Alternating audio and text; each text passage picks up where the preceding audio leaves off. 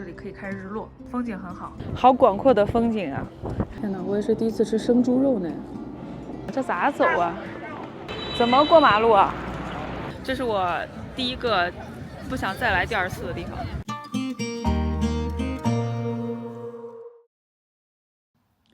看看窗外的景色，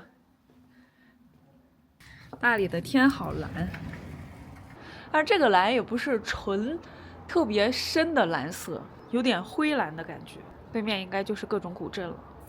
我們今天和明天都會住在這裡。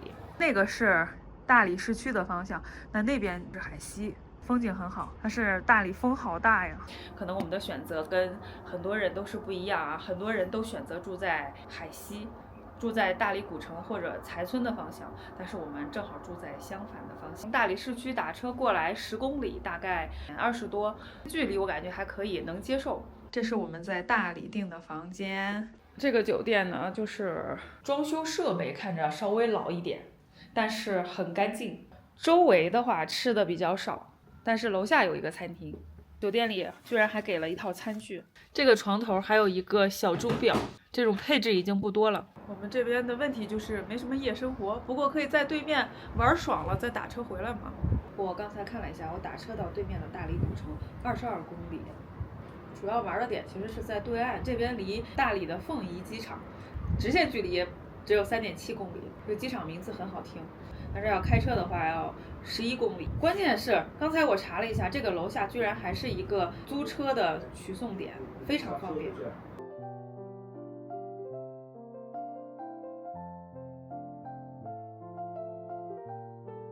我們第一個要去的地方是崇聖寺3塔，從酒店打車過去，路上也能看到一些洱海的風景。洱海東側的人比較少，這裡風景不錯，鏡頭後面就是大理市區的方向。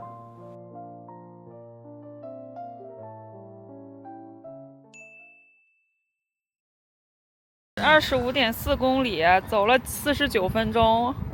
我們已經看到這個塔尖了，這崇聖寺3塔。這門票價格挺神奇，75塊錢。這個是它的地圖，國家5A 級景區啊。這邊入口，這邊是檢票口，真舒服呀！只要沒有風，就非常舒服。今天的溫度是19.5度，濕度是20%。它底下寫着永鎮山川，好廣闊的風景啊！看這視野真的好棒。咱們平時買這種鮮切花就得好多錢，好貴的。你看人家現在是裝點庭院隨便放的植物，這品種都不認識，統一歸為小雛菊。我換了個皮衣，事實證明我的選擇非常的正確。這裡特別適合穿皮衣，防風又隔熱，特別好。好，我們要上去這個台階，看看上邊。天蒼蒼，野茫茫。現在這個高度還看不到洱海，只能看一丟丟，再往上估計看的就更多了。永鎮山川有點說道啊，這個座是最大的一個，它待的位置也最正，後邊這個就是這兩個小的。崇聖寺3塔呈等邊三角形排列，居中的是大塔，叫千尋塔，建於南詔時期，是磚石結構密檐式塔，邀請了大唐工匠仿照西安小雁塔的風格，並融入當地特色修建而成的，屬於盛唐風格。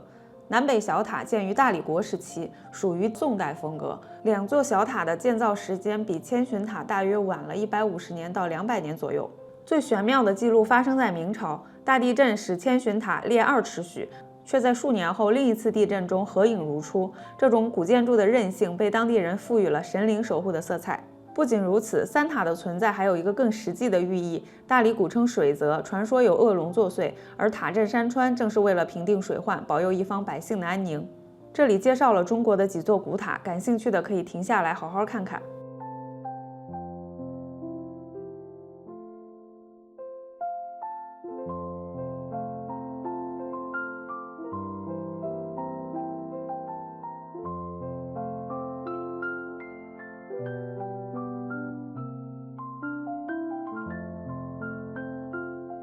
這裡邊有個拍照的好地方，應該就是對面。哎呀，好美！這個水的顏色就是深綠色了。哎，這不叫深綠色，這是翠綠色。墨綠色。好的。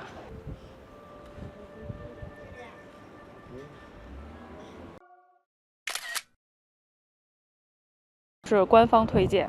看底下这个水面上3个塔都倒映在里边了，很好看。今天风有点大，水面都吹乱了，但是这儿有一种很朦胧的感觉。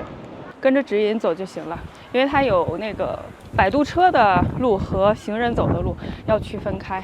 年纪大的话可以选择坐摆渡车过来。满墙的金色的花。南召见集大钟，南找见集大钟，怎么读？大钟的前边就是正好的3座塔，位置非常的正。这里边是各民族代表的娃娃冰箱貼。南诏建集大钟铸造于南诏建集12年，因年号而得名，与崇圣寺3塔同為5大重器之一，是當時的鎮寺之寶。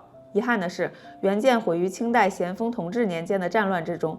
眼前的大鐘是1997年復建的。大理全稱是大理白族自治州，白族的建築特點也是青瓦白牆，這部分和徽派建築有相似之處。這是個小桌台，你可以在這喝水，然後靜靜地欣賞前邊的景色。這邊藍的是高了點，下一層的風景更好。怕你掉下去，該上來。看一下這個大風。即便你並無宗教信仰，這裡也絕不會讓你感到沒意思。在主軸線上有幾座建築沒有供奉，裡邊在售賣紀念品，遊客可以在這裡登高遠眺。3座古塔像巨大的感嘆號屹立在眼前。遠處洱海平鋪在地面，湛藍平靜。你會發現那種永鎮山川的氣度，不再是石碑上的文字，而是眼前山海交融的真實存在。坐電瓶車是有道理的，走上來還挺長，面積真大呀。前面才是崇聖寺。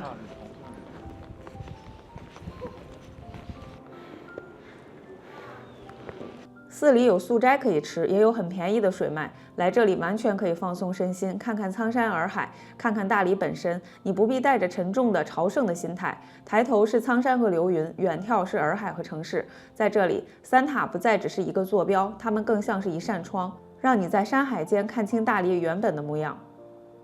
大雄寶殿裡供奉了多個神仙塑像金身，結合了中原的神仙和本地的神仙，是個融合的供奉場所，比較有意思，也很氣派。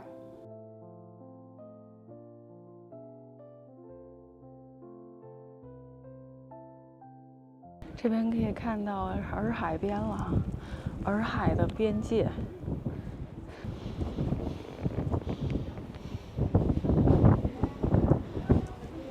後邊已經遊客止步了，我們圓滿了，完整的爬到了最上邊的建築。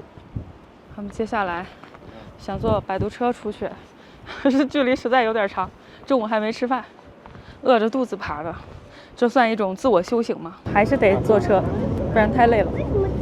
那為啥不是坐車上去，然後走下來？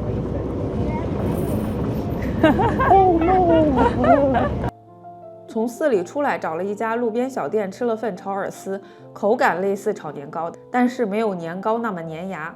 這個汽水很好喝。從崇聖寺3塔往大理古城方向走，這兩個地方距離很近，但是路並不好走。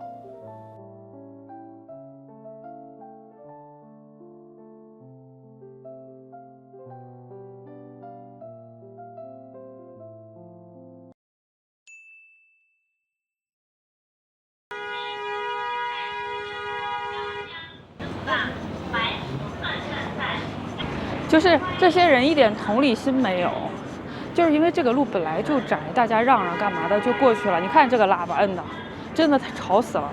不服就幹。是你摁我也摁，反正大家就就過去了。我說其實凡事約定俗成了，大家都遵守同樣的規矩，好，那啥都是對的。然後就大家一起摁喇叭吧。對，大家一起摁，大家都不讓，大家都隨便這樣。那也是同樣，這也是一種規矩。天哪，這咋走啊？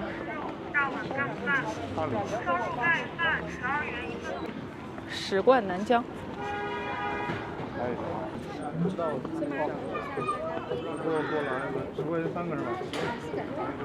我們已經進到大理古城裡邊了，下午人應該不是很多。這裡就不能鎖起來變步行街嗎？不行，因為這還有第二人民醫院。這很明顯，這個規劃沒有預料到後來的發展程度。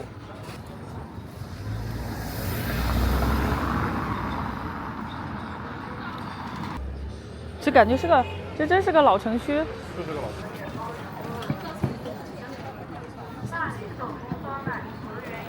烤豆浆，我突然感興趣了。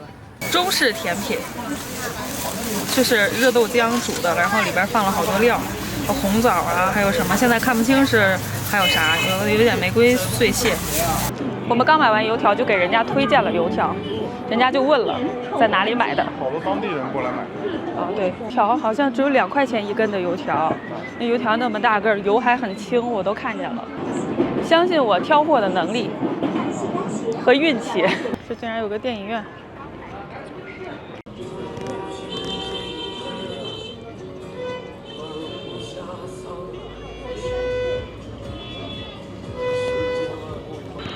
怎麼過馬路啊？隨便過，就這兒過。現在路口更沒法過。啊，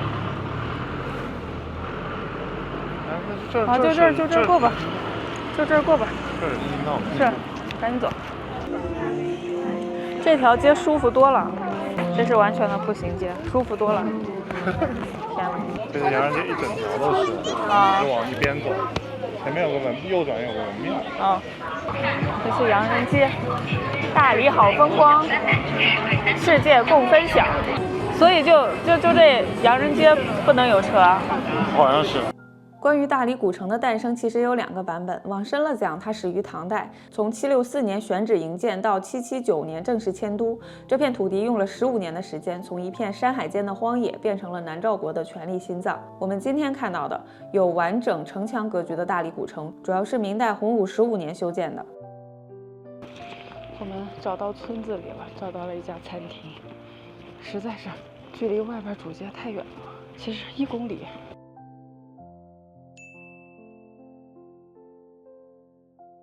我們來了一家白族特色菜的餐廳，松露炒雞蛋248一粒，這麼貴，那不吃。糖醋排骨啊，你點這麼普普通通的。黃燜雞，我不吃。小炒肉啊，我都行。你想吃什麼點什麼。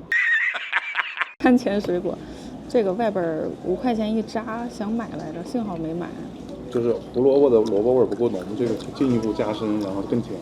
甜蘿蔔，那就是醃蘋果。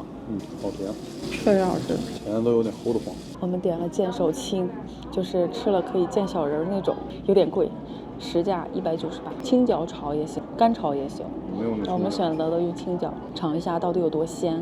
不過現在說了都是養殖的，養殖的也嘗嘗。剛才那個阿姨說，吃菌子的最好時間是6月份到7月份，野生菌。就7月份放暑假，我都害怕。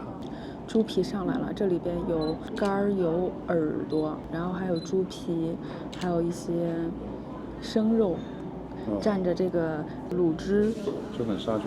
蒜辣椒，我們來循序漸進一下，從熟耳朵開始。類似口水雞的蘸料，有麻醬，有辣椒，有芝麻，還有辣椒粉。生肉哦，應該是生豬肉吧？蘸一下。天哪，我也是第一次吃生豬肉呢，好像沒什麼特殊的感覺。這個豬皮外邊是燎過的，裡邊是生的，來蘸這個滷汁，然後把它全部沉進去。這個蘸料太香了，好有彈性啊。這個是豬肝，豬肝是熟的，這麼辣的蘸料已經把這個豬的心都遮住了。這個是水晶乳餅。也是奶製品，煎過的，好吃嗎？就是像奶酪煎過啊。酥花炒蛋，沒吃過，口感還挺不一樣的。雕梅排骨，用雕梅做的。青椒炒見手青。哎，好嘞，我的見手青上來了。見小人也是一種體驗，正好就近有一個大理市第2人民醫院，青椒炒見手青，嘗嘗鮮不鮮？然後。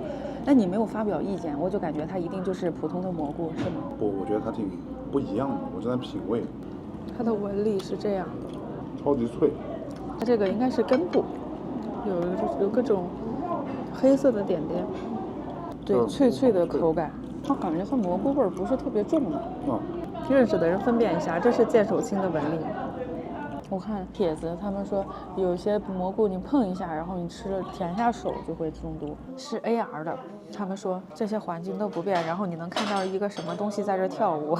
但是這個剑手青我沒有覺得它特別鮮啊，對，就是很好吃的蘑菇。大概讓它風靡社會的是因為见小人这個事兒吧，吃了它會見小人，然後就會導致在這個吃劍手青的過程當中，原本大多數時候你在外頭吃飯都是希望他把這個菜做熟做好，是吧？我現在特別盼望他沒做熟沒做好。見小人多麼神奇的體驗，想同時擁有。確實沒有覺得多鮮多好吃，是因為他以前是不讓賣的啊。真的呀？剛才看，在原來是在法律邊緣瘋狂試探的剧，一般這樣都會比較受人追捧，因為得不到的往往都是最撩撥新鮮的。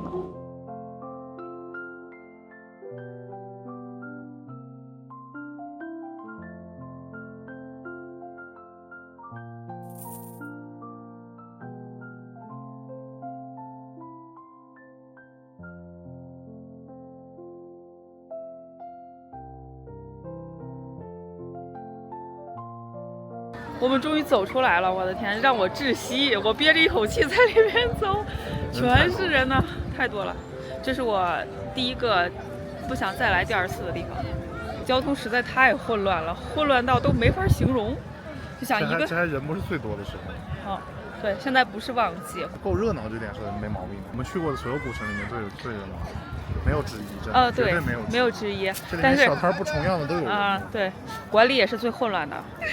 不推薦，其實這管理奇差，垃圾遍地，就是那個路邊的垃圾桶巨髒，然後哎呀，這真沒人管呢，怎麼？這裡有這裡的優點，面積真的很大，可以逛好久，但是缺點也真的好明顯啊，真的太髒了，還有這個交通的問題。它只有一條洋人街，然後還有一個什麼街是不允許過車的，特別混亂，4輪車、2輪車，還有行人都可以過。然後那車它還滴滴，就很煩。你整個逛街的時候要躲車，還要躲人，地下還有好多垃圾。這裡賣東西的商品挺豐富的，而且都是本地特色的一些吃的，很多都是之前沒有吃過。可以在這邊嘗試，大概就是這樣吧。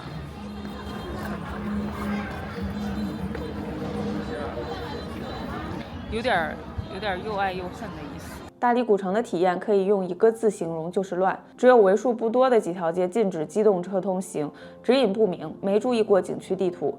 有人說古城不是景區，這裡是居民生活的地方。國內有人生活居住的古城不止大理古城一個，但體驗要比這裡好得多。